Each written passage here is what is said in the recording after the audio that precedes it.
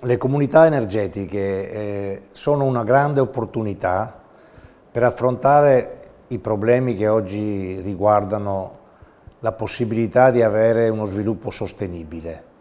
Innanzitutto sul piano economico, comunità energetiche significa che le persone che si mettono insieme per utilizzare le fonti rinnovabili potranno avere poi, dal punto di vista del costo dell'energia, un sostanziale vantaggio per quanto riguarda appunto l'energia prodotta in questo modo da comunità energetiche. Significa anche poter accumulare delle risorse per poter, per esempio, aiutare chi non ha la possibilità di avere le risorse, la cosiddetta povertà energetica. Significa anche poter evitare lo spopolamento, per esempio, delle aree interne dei piccoli comuni montani isolati. Ecco, per questo motivo è importante che si facciano dei passi in avanti.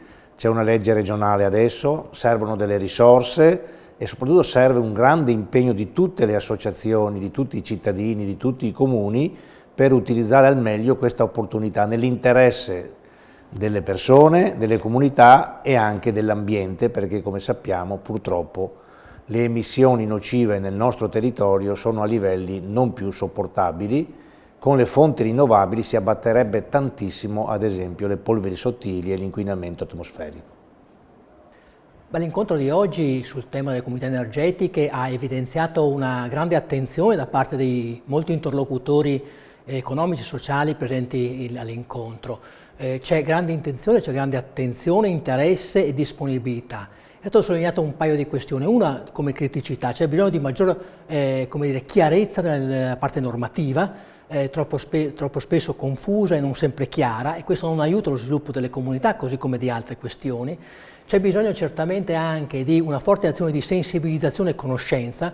Il tema delle comunità energetiche va accompagnato anche da un punto di vista culturale, perché è evidente che la questione non è solo una questione tecnica, ma è una questione anche forte di innovazione sociale. Questo è emerso con grande attenzione oggi. C'è una terza dimensione che vorrei richiamare, è quella economica, cioè è stato chiesto anche alla Regione di accompagnare l'elezione delle comunità energetiche attraverso un sostegno all'elezione degli impianti. Questo è un fattore determinante se vogliamo far sì che le comunità energetiche rispondano effettivamente anche e prima di tutto a questioni di povertà energetica, cioè a rispondere a problemi di criticità che un numero crescente di persone nella nostra comunità ha, proprio come conseguenza della crisi energetica e dell'aumento dei costi dell'energia.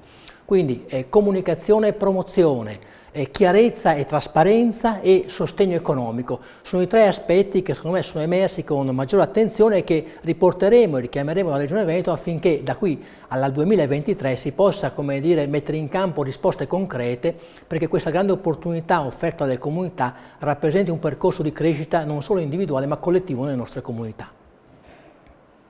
Fantastico. Bene.